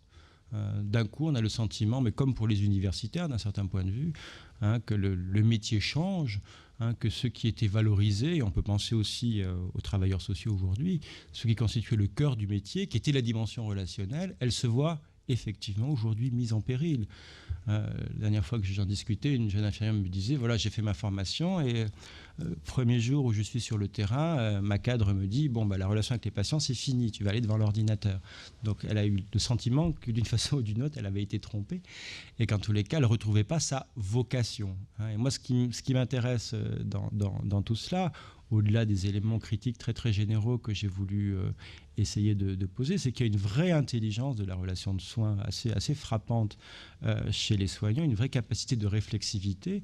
Et elle voit très très bien ce qui est en jeu sous des choses qui paraissent a priori accessoires, des choses a priori techniques. Ce qui est en jeu, c'est la nature même de leur métier. Ce qui est remis en cause, c'est la nature même de leur vocation, comme je l'ai fait. Donc, par rapport à la question que vous me posez, il ne s'agit pas de tenir un discours comme ça, un peu en l'air, qui essaye d'une façon un peu idéalisée de défendre la bonne relation, comme je l'ai dit, contre la méchante gestion. Ce sont des conflits clairs, ce sont des conflits évidents, à partir desquels on essaye de bricoler, par rapport auxquels parfois on agit contrairement à la loi, parce qu'elle n'est pas tenable dans un certain nombre de conditions. Et je crois que le travail que je fais s'appuie aussi sur des résistances concrètes, qui sont celles des soignants, dans le contexte de ces réformes-là.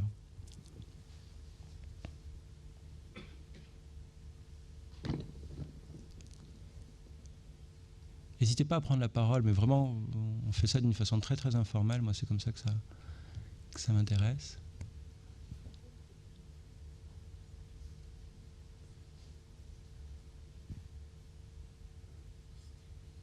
Soyez sévère si vous avez envie de l'être, etc. N'hésitez pas à être très critique.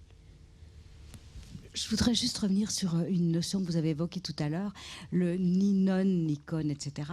Mais vous avez énormément parlé de vocation et c'est un petit peu contradictoire. Oui, tout à fait. Parce qu'on se défend beaucoup dans la profession, justement, d'être dans la vocation pour défendre le professionnalisme parce que... Bien sûr. Voilà. Bah, c'est cette ambivalence là qui est au cœur de ce que j'essaie de vous présenter. C'est-à-dire que, bien sûr, ce slogan résume une relation critique avec cette assignation, en quelque sorte, faite aux femmes de ce devoir de compassion. Il s'agit justement de s'en défaire, de montrer que c'est un travail qui suppose des compétences, une formation qui doit être reconnue en tant que telle, l'argument du professionnalisme. Mais chez les plus jeunes générations, ou même celles qui ont pu connaître d'ailleurs ces mouvements-là, qui sont pas tout jeunes, il y a ce sentiment qu'au nom du professionnalisme, on est aussi en train de mettre en cause ce qui constituait le cœur du métier, ce qui était au bout du compte leur vocation. Parce qu'on n'est quand même pas soignants ou travailleurs sociaux, ou peut-être universitaires encore quelque temps, totalement par hasard. Donc ce slogan a été très critique de ce registre de la vocation, et au bout du compte, moi, c'est un paradoxe que j'ai trouvé également dans des entretiens et dans des recherches. Ceux qui avaient ce discours le plus critique, on va dire un discours féministe pour aller très très vite, et un discours aussi professionnalisant, dans certains cas, pouvaient les conduire à défendre becs et ongles les nouvelles formes de management, parce que ça, c'était du professionnel. Et puis que le zéro affect, c'est bien, d'accord ? Parce que c'est un boulot, et c'est un boulot comme un autre. D'accord, il faut le défendre à ce titre-là. On a des compétences objectives, on a des diplômes, on a des revendications sur les diplômes. Donc il pouvait y avoir cette évolution-là, ou au contraire, ce sentiment en quelque sorte d'une contradiction, c'est-à-dire bien sûr, cette vieille image d'Épinal, on veut s'en défaire, mais pas à ce prix-là. Pas au prix justement de mettre en cause ce qui fait la nature et la force et la singularité de la relation de soi. C'est un bon observatoire aussi de parcours de formation. C'est dans ce cadre-là que je travaille notamment.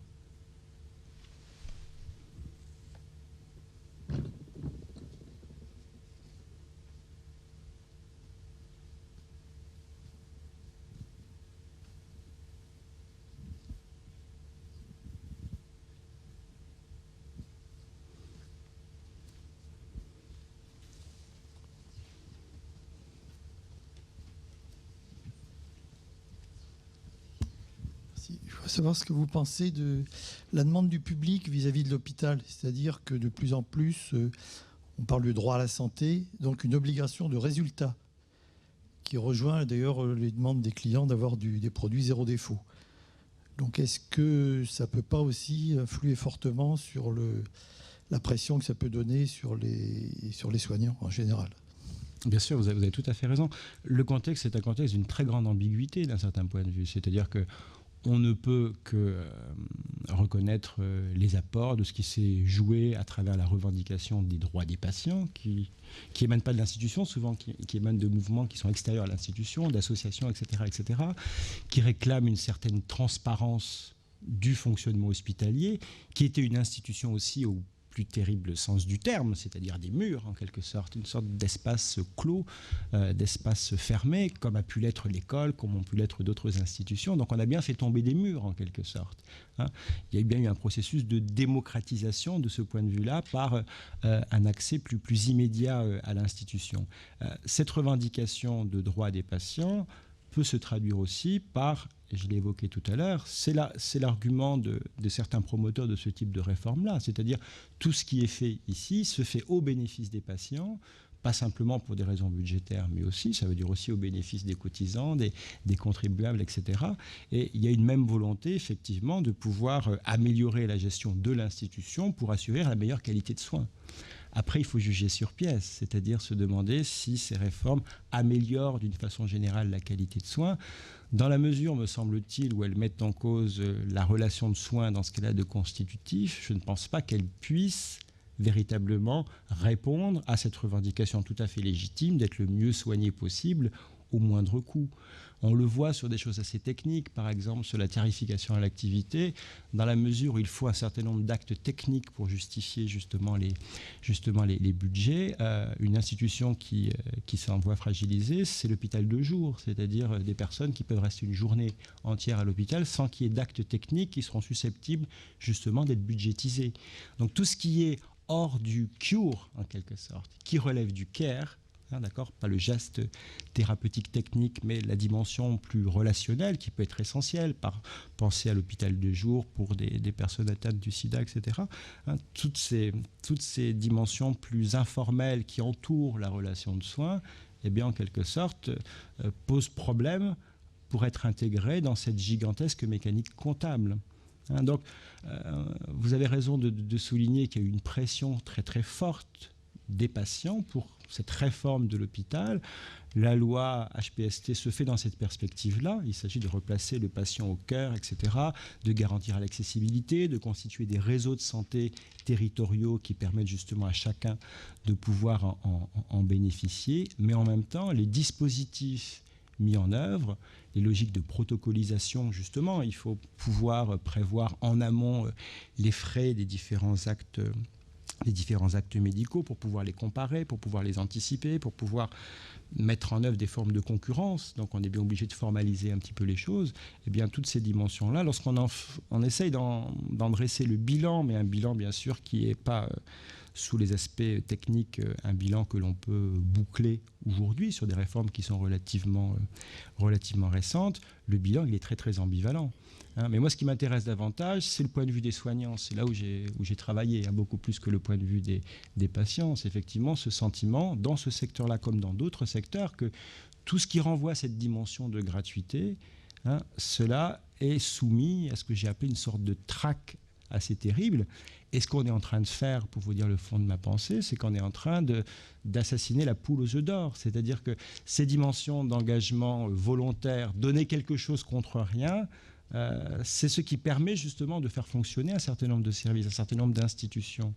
C'est ce que Norbert Alter a essayé de montrer, me semble-t-il, la semaine dernière. C'est-à-dire que s'il n'y a pas ces formes d'engagement qui ne sont pas effectuées en vue d'une sorte de rémunération donnant-donnant immédiate, eh bien, une entreprise, elle s'écroulerait. S'il n'y a pas un jeu justement possible avec les règles, au-delà de formes de rétribution immédiate ou à l'inverse de sanctions immédiates, on voit bien comment que tout un ensemble d'institutions ne pourrait pas, même d'un point de vue économique, même en termes d'efficacité, survivre. Pensez au cas de la recherche. L'idée de comptabiliser systématiquement, d'évaluer quantitativement les recherches, ça veut dire, que l'activité d'un chercheur, c'est exactement la même chose, est une activité strictement individuelle, alors qu'elle ne l'est pas. Elle a une dimension qui, dans sa nature même, est collective. Elle renvoie un rapport au temps qui ne peut pas être celui de la production de biens ou de services marchands. C'est un temps beaucoup plus discontinu, c'est un temps beaucoup plus long, etc., etc. On pourrait démultiplier les rapprochements qui montrent qu'en définitive, si on sabre en quelque sorte les conditions même de cet engagement qui s'opère sans perspective de contrepartie matérielle immédiate, eh bien, on sabre ce qui assure véritablement, me semble-t-il, le fonctionnement pérenne et efficace de ces institutions. C'est là où ça me paraît relativement grave.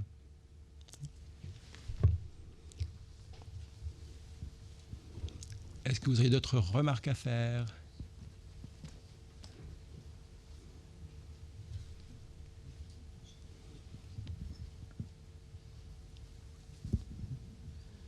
Oui, bonsoir. Bonsoir. On doit gérer l'hôpital de plus en plus comme une entreprise, c'est-à-dire qu'il faut qu'elle fasse des bénéfices. Et donc moi, je fais partie de l'Association française des diabétiques et on essaie de donner la parole donc à des patients pour qu'ils puissent s'exprimer parce qu'on s'aperçoit qu'il y a un mal-être qui est de plus en plus grand. Et alors j'en reviens en ce qui concerne l'hôpital. Il y a un manque de personnel. Alors moi, je suis en relation avec le professeur Grimaldi de la Salpêtrière qui, justement, essaie de lutter contre cet hôpital entreprise au détriment des patients. Et il est vrai que l'écoute concernant les patients est de moins en moins importante. Il y a les soins qui sont toujours d'actualité, bien évidemment, mais au détriment de l'écoute du patient, ce qui fait qu'il a un mal-être et qu'il y a des gros problèmes souvent psychologiques et parfois de dépression.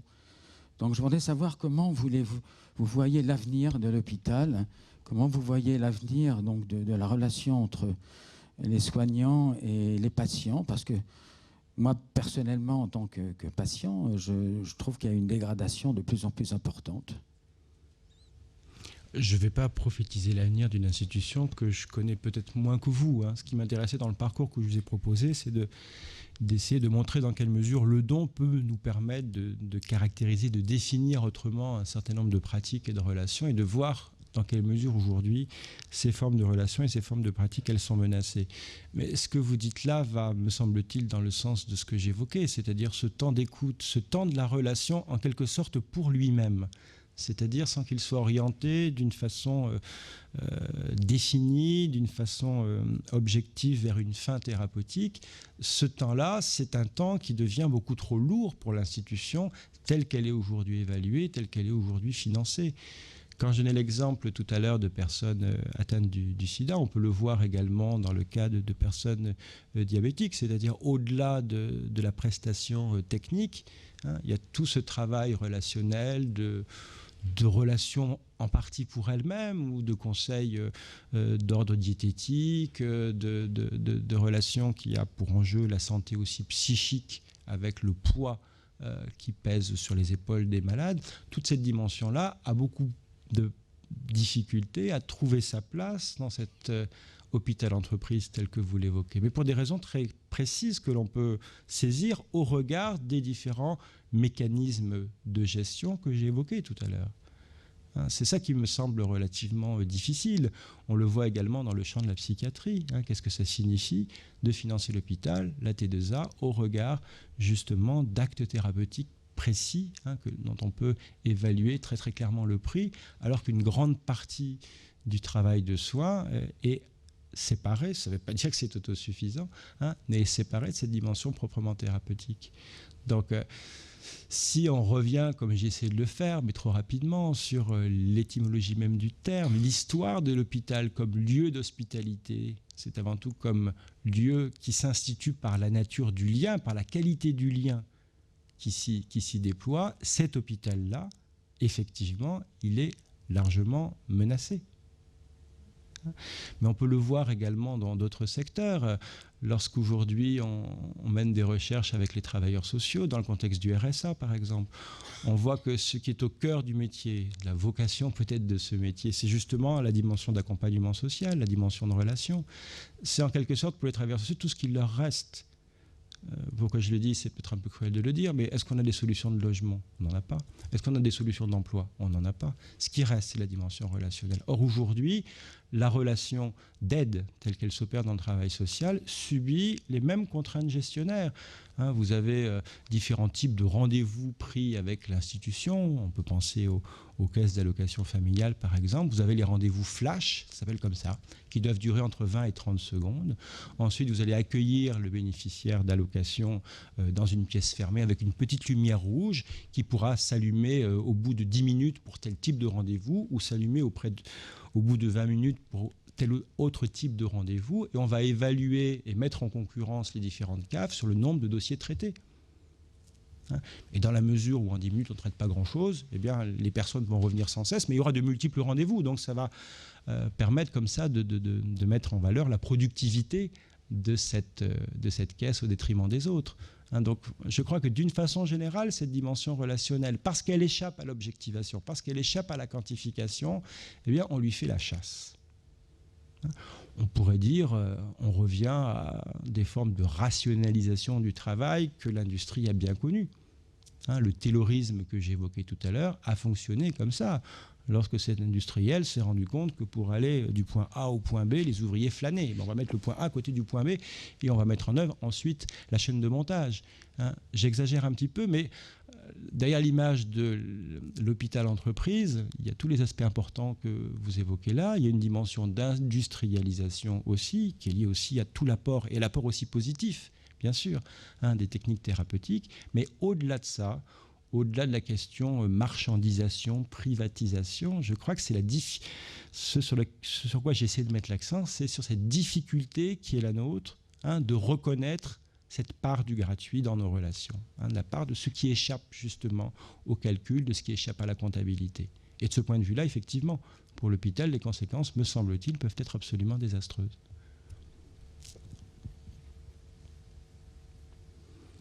Une personne souhaiterait intervenir ici.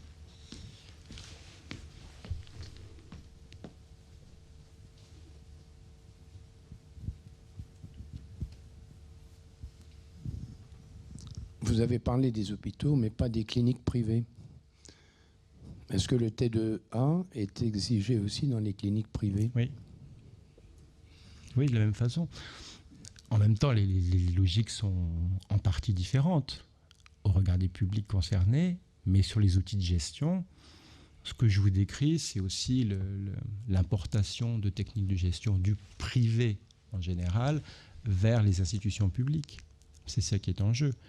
Et, le souci qu'on pourrait évoquer, c'est celui d'une mise en concurrence, effectivement, avec peut-être des outils de gestion comparables, mais en tous les cas des moyens qui ne sont pas strictement comparables.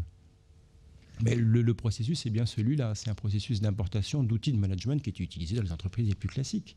Benchmarking, etc., etc. On le retrouve partout. L'université aussi est gérée comme ça, désormais. On a l'impression que dans les cliniques privées, il y a moins de problèmes de personnel. Je ne sais pas si vous avez été faire vos études dans les cliniques privées. Vous avez été dans les hôpitaux, mais pas... Oui, j'ai travaillé principalement dans les hôpitaux. Mais les deux secteurs sont... ce qui me frappe, c'est qu'ils sont différents par rapport au public qu'ils vont accueillir, par rapport au type de soins qu'ils vont prodiguer. Ce n'est pas les mêmes. Il n'y a pas de service d'urgence dans les cliniques. Mais la tendance est une tendance justement à un rapprochement des formes d'organisation et un rapprochement des formes de gestion. Alors après, si tu remues dans l'épingle du jeu, c'est pour des raisons qui sont différentes de celles que je viens d'évoquer là. Mais ça ne me paraît pas être au cœur effectivement des arguments que j'ai voulu développer ici. Ce n'est pas seulement une question de privatisation, c'est plus large que cela. C'est cette question du rapport justement à l'informel, du rapport au gratuit, à ce qui est donné sans rien. Oui.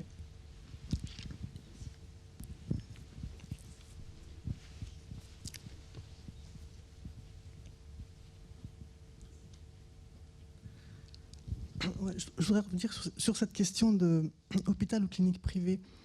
Les modes de gestion les règles de gestion sont très différentes. Ou l'étaient, en tout cas, il y a une quinzaine d'années quand je travaillais à l'hôpital public, privé à but non lucratif. Et effectivement, l'une des grandes différences, c'est que les cliniques privées étaient payées à l'acte, alors que les hôpitaux publics étaient payés en budget global. Quels que soient les actes faits au sein de l'hôpital public. C'est-à-dire que, par exemple, autant un hôpital de rééducation fonctionnelle pouvait faire des bénéfices, autant un hôpital chirurgical, notamment sur des pathologies importantes, était toujours en déficit. Et le fameux PMSI dont vous parliez, quand il était à l'étude, c'était justement l'idée de calculer les coûts par pathologie pour ne pas rémunérer de la même façon un hôpital qui ne fait, je caricature, que les appendicites, un hôpital qui fait des greffes cardiaques, par exemple. Les cliniques, elles, ne font pas de greffe cardiaque. Vous le disiez, elles ne font pas d'urgence. Elles font maintenant de la procréation médicalement assistée, mais qui a été mise au point par les hôpitaux publics. Donc elles ne mettent en œuvre que des techniques qui sont déjà éprouvées et qui coûtent donc beaucoup moins cher à mettre en œuvre. Donc, quel que soit le mode de rémunération des cliniques privées, leur budget vient aussi de la sécurité sociale, elles peuvent toujours avoir une capacité à faire des marges que n'ont absolument pas les hôpitaux publics. Et il me semble qu'il y a aussi un transfert à la fois de la compétence technique. Moi, j'ai bossé quelque temps dans un hôpital qui mettait au point les greffes poumons à l'époque. C'est sûr que la pathologie, quand on commence à les faire, ça coûtait à l'époque 400 000 francs, une seule greffe. Et puis 2 ans plus tard, quand l'équipe a commencé à maîtriser mieux sa technique, à faire des tas de choses, etc., le coût d'une greffe, c'était 200 000 francs, c'est la moitié moins cher. Donc quand ça passe à la clinique, quand ce type de technique passe à la clinique, c'est effectivement beaucoup plus rentable, quoi. Donc c'est aussi cet aspect-là du rapport entre le soin individuel, enfin la relation individuelle de soins, la relation à l'institution et la relation des institutions entre elles. Je veux aussi juste évoquer l'industrie pharmaceutique. Moi, j'ai le sentiment que finalement, la réforme des hôpitaux se fait aussi, c'est-à-dire qu'on demande finalement au personnel le plus fragile et le plus faible dans la hiérarchie, les infirmières, de supporter la réforme, mais on ne négocie jamais, par exemple, des prix avec les industries pharmaceutiques, ou très peu. Donc il y a des coûts par pathologie, c'est 90% la biotechnologie qui est fournie par l'industrie pharmaceutique. Et ça ne paraît jamais dans les discussions. Donc c'est aussi... Non, vous avez donné la meilleure réponse qu'on pouvait donner à monsieur. Voilà. Mais ce qui montre qu'en définitive, que cette érosion de la part du gratuit, elle coûte très cher. C'est ça que je voulais évoquer aussi. C'est-à-dire que c'est aussi sur la qualité de la relation, etc. Donc par rapport aux soignants et surtout par rapport aux patients, mais même aussi d'un point de vue économique. Et là, vous avez bien rappelé que le principe de la tarification à l'activité, son origine, en grande partie, c'était une pratique qui s'opérait déjà au sein des cliniques privées, liée au mode de financement aussi des cliniques privées par rapport à l'hôpital public. D'où, en quelque sorte, dans la mise en concurrence qui s'opère entre ces deux types d'institutions, une concurrence qui n'est qu'en partie loyale, puisqu'effectivement, on ne prend pas en charge le même type de pathologie. Mais vraiment, les retours qu'on a assez clairs quand même sur ces réformes, donc essentiellement sur la T2A, c'est que toutes les pathologies qui ne reposent pas sur des actes médicaux techniques discrets au sens qu'on peut clairement identifier, sont en quelque sorte victimes du processus, c'est-à-dire tout ce qui est accueil, tout ce qui s'opère par, je l'évoquais, des conseils en termes psychologiques, nutritionnels, etc., tout cela, en grande partie, passe à la trappe. Donc c'est bien la qualité de la relation avec toutes les dimensions essentielles par rapport à la guérison, ou du moins par rapport à la capacité de tenir le coup face à la maladie, qui se voit complètement fragilisée. Et les questions de personnel se posent aussi dans ces termes-là. Effectivement, si on les prévoit par rapport à un certain nombre de pathologies qui supposent des actes rapides, et on a tendance à accélérer aussi la cadence, c'est ça qu'on observe aussi, la dimension d'industrialisation, c'est un rapport au temps et des cadences qui sont largement accélérées. Si un certain nombre d'actes ne sont pas référenciés pour être inscrits dans la T2A, au lieu d'y passer 3 quarts d'heure, on va y passer 10 minutes, inévitablement. Et c'est le temps de la relation qui en est quand même la principale victime. Donc ça se pose bien sûr, vous avez raison, pour les infirmières, pour les aides-soignantes, ça se pose aussi dans le cadre des consultations. Ça ne concerne pas simplement le champ des soignants, infirmières et aides-soignantes. Et la situation aussi des cadres de santé dans ce contexte-là, elle est très très difficile. Les cadres de santé viennent la plupart du temps du milieu soignant lui-même, elles le connaissent bien ce terrain-là. Elles accèdent à un niveau intermédiaire dans lequel elles sont chargées de mettre en œuvre, sous certains aspects, des réformes dont elles savent pertinemment qu'elles ne sont pas applicables. Et dans ce contexte-là, que font-elles comme le font beaucoup? C'est-à-dire elles les bricolent. La T2A, elle est complètement bricolée, détournée de multiples façons pour permettre de rendre justement ces soins-là dans des conditions acceptables. Pas d'une façon générale, mais pour un certain nombre de pathologies. Et puis pour les personnes précaires, n'en parlons pas, dans lesquelles effectivement l'accompagnement dans sa dimension sociale joue un rôle essentiel dans leur accueil à l'hôpital. Tout ça, ça ne rentre pas dans les grilles, tout ça, ça ne rentre pas dans les protocoles. Mais merci pour votre intervention, je crois qu'elle éclaire un certain nombre de points.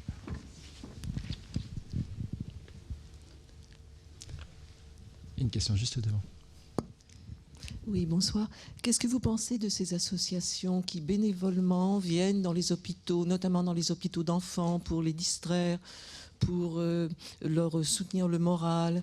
Est-ce que par hasard ce ne serait pas un petit peu encouragé justement par le management parce que c'est du gratuit? C'est intéressant de le présenter comme ça. On est encore une fois au cœur des paradoxes. La nouvelle notion qui fait fureur aujourd'hui, qui renvoie à des pratiques très précises, c'est la notion d'aidant. Vous savez, les aidants naturels. Alors souvent, on pense, lorsque les personnes sont soignées à domicile, principalement à la famille, mais l'aidant existe aussi dans le cadre de l'institution. Alors, comment on peut considérer l'apparition de ces nouveaux acteurs? En quelque sorte, il y a des nouveaux acteurs dans l'institution. Avant, c'était simple, il y avait les patients, les soignants. On n'en parlait plus. Et puis, il y avait les murs de l'hôpital au milieu. Ça renvoie à ce qu'on évoquait tout à l'heure, un processus d'ouverture. Et donc, en quelque sorte, un processus de démocratisation aussi. C'est-à-dire, les patients, on a évoqué tout à l'heure la question du droit des patients, ont leur mot à dire, etc., sur les protocoles, sur un certain nombre de choses. Donc, des murs sont tombés. Et donc, on pourrait considérer que les associations dont vous parlez, il y a de multiples associations désormais qui gravitent autour de l'hôpital. Il y a les associations de ce type-là, il y en a d'autres plus revendicatives, etc. Bon. On peut l'envisager de deux choses. Effectivement, comme manifestant justement cette part du gratuit, sur des associations avec des gens parfois salariés, d'autres bénévoles, etc. Mais ce n'est pas l'institution en tant que telle qui prend en charge des choses qui paraissent assez essentielles, penser pour les enfants, etc. C'est quand même des belles expériences qui fonctionnent très très bien. Donc on pourrait dire que c'est une forme d'externalisation, en quelque sorte. On va aller chercher des agents à l'extérieur qui ne coûtent pas cher pour effectuer une tâche que l'institution, sur fonds publics, etc., pourrait opérer. Ça, c'est un premier type de discours, qui est le discours quand même le plus attendu et à la fois, me semble-t-il, le plus fragile qui a porté sur les pratiques associatives. C'est-à-dire, voilà, tout ce qui est délégué des associations, c'est parce que l'État ne veut pas le prendre en charge, ne veut pas en assumer les coûts. Souvent, des pratiques associatives sont bien plus efficaces que ne le seraient des structures lourdes qui seraient des structures publiques. Elles s'adaptent beaucoup mieux à une demande. Elles permettent de mobiliser une force productive différente qui est justement celle de la solidarité. Et moi, je dirais, d'un certain point de vue, tant mieux.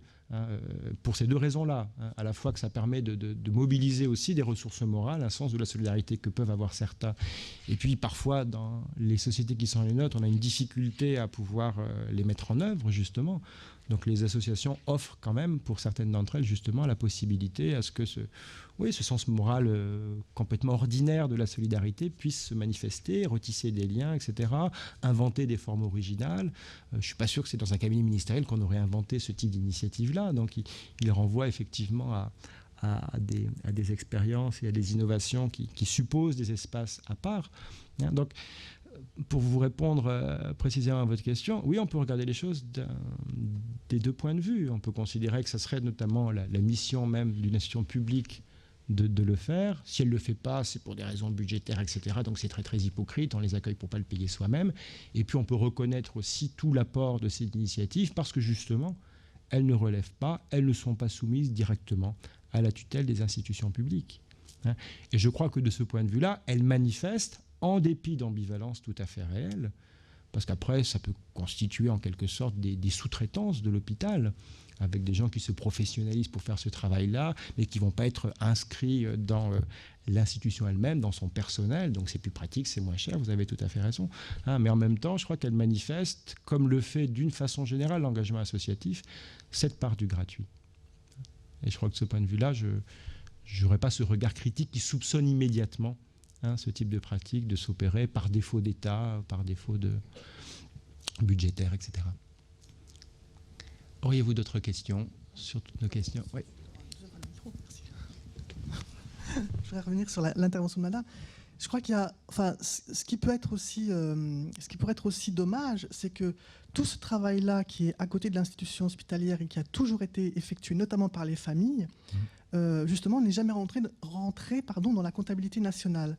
Je me souviens avoir suivi il y a très longtemps un cours d'économie de la santé où effectivement les familles investissent beaucoup par rapport aux handicapés, mais aussi par rapport aux enfants. Bon, les gamins cancéreux, par exemple, il y a souvent madame arrête de travailler pour s'occuper de son enfant. Donc ça, c'est un soin qui est donné et qui n'est jamais rentré dans la comptabilité nationale. Donc, en toute bonne conscience, nos énarques préférés ont pu imaginer ces nouveaux modes de gestion de l'hôpital en ignorant totalement tout cet aspect de soins autour du soin, enfin, comment vous l'appelez en anglais, là, le cure, avec mon accent. C'est ça aussi qui pêche, c'est-à-dire qu'il y a finalement le don est nié depuis très longtemps dans la société et comme il n'a pas de valeur économique propre et qu'on ne lui en a jamais donné, et ben il est comme inexistant. Et ensuite, la question qui se pose, et on est encore au cœur des ambiguïtés, donc vraiment le propos que j'ai tenu, ce n'était pas un propos qui n'allait que dans un sens, on est au cœur des ambiguïtés que j'ai évoquées, parce que justement cette part du gratuit, cette part de don, est-ce qu'il faut la mesurer, est-ce qu'il faut la quantifier? Est-ce que la meilleure façon justement en quelque sorte de la dissoudre ou de la faire disparaître ou de la rendre plus difficile, c'est pas justement de la mesurer? C'est tous les débats actuellement sur les indicateurs de richesse, considérant voilà le PIB c'est un indicateur absurde parce que plus il y a d'accidents de voiture, plus le PIB augmente. Mais est-ce que justement il faut rentrer dans cette sorte de comptabilisation générale pour y inscrire toutes ces formes d'engagement bénévole que vous évoquiez là ou toutes ces dimensions d'engagement volontaire que j'ai pu évoquer. Je crois que la question, elle reste tout à fait ouverte et c'est un vrai risque de vouloir le comptabiliser d'une façon systématique. C'est des questions comparables à celles qui ont été soulevées sur le travail des femmes. C'est-à-dire, voilà, c'est une forme de travail gratuit, le travail domestique, etc. Qu'est-ce que ça veut dire aujourd'hui le comptabiliser? On peut s'amuser à le faire. À la Revue du MOS, on l'a fait. On a essayé de mesurer la part du don. On peut le faire sur le travail domestique, sur l'engagement associatif, sur un certain nombre de choses qui n'est pas pris en compte par la comptabilité nationale. Oui, on peut considérer qu'on a, au regard de ce type de richesse produite gratuitement, l'équivalent d'un PIB. Une fois qu'on a dit ça, qu'est-ce qu'on a dit? Est-ce que c'est dans cette catégorie-là qu'il faut jouer? Est-ce que la reconnaissance de ces initiatives-là, elle doit se faire justement dans le langage économique? J'en suis pas certain. Mais en même temps, vous avez raison, dans la mesure où on ne le reconnaît pas. On peut le reconnaître symboliquement. On n'est pas obligé de rémunérer l'ensemble des bénévoles associatifs pour dire, là, regardez, on vous reconnaît, on vous paye. Si on les paye, s'ils deviennent fonctionnaires, ils ne sont plus des bénévoles associatifs, c'est autre chose. Mais on peut très bien imaginer des façons de reconnaître symboliquement. Ça peut passer par des dimensions matérielles, mais aussi des dimensions symboliques fortes, l'engagement associatif.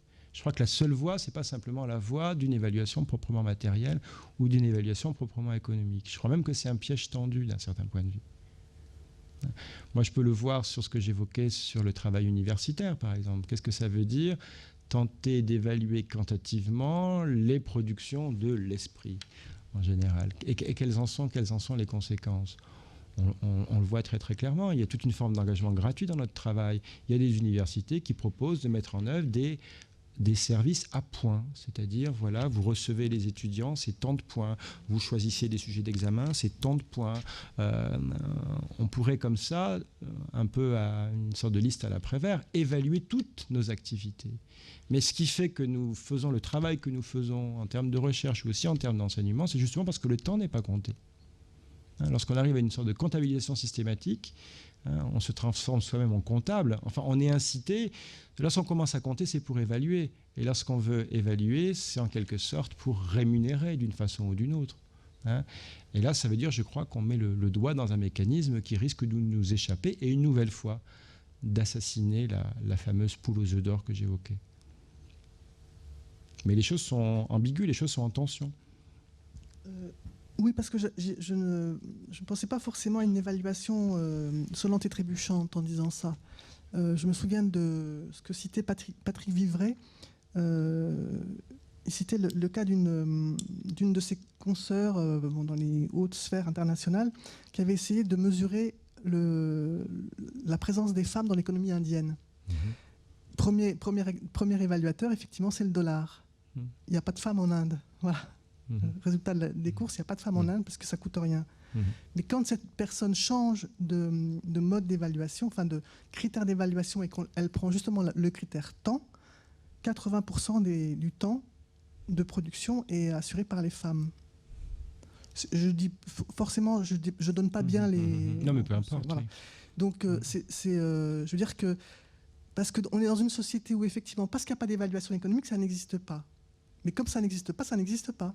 Donc ensuite, on prend des décisions. Le risque, c'est que ça n'existe plus lorsque ça sera évalué économiquement, parce que même sur le temps, parce que les temps sont pas égaux. Les temps d'une femme indienne et les temps d'un grand manager c'est pas le même temps. Parce que le temps, c'est de l'argent dans les activités de production et de travail. Dans cette logique-là. Mais je crois que c'est vous qui commenciez votre intervention en disant il vaut mieux supprimer tous les grands patrons du CAC 40 plutôt que les femmes indiennes si on veut continuer à vivre, me semble-t-il. Moi, je ne l'ai pas dit, mais pourquoi pas. Mais moi, je le dis. Voilà.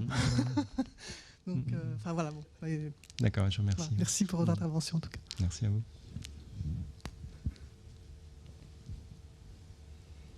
Si personne ne souhaite prendre la parole, je crois que c'est l'heure où on doit plus ou moins interrompre. Merci beaucoup. Bon, merci beaucoup pour votre attention. Et donc, je vous donne rendez-vous la semaine prochaine donc, pour la dernière conférence du cycle. On accueillera donc Dominique Bourgeon donc, qui nous parlera du don aux cadeaux empoisonnés. Voilà, bonne soirée.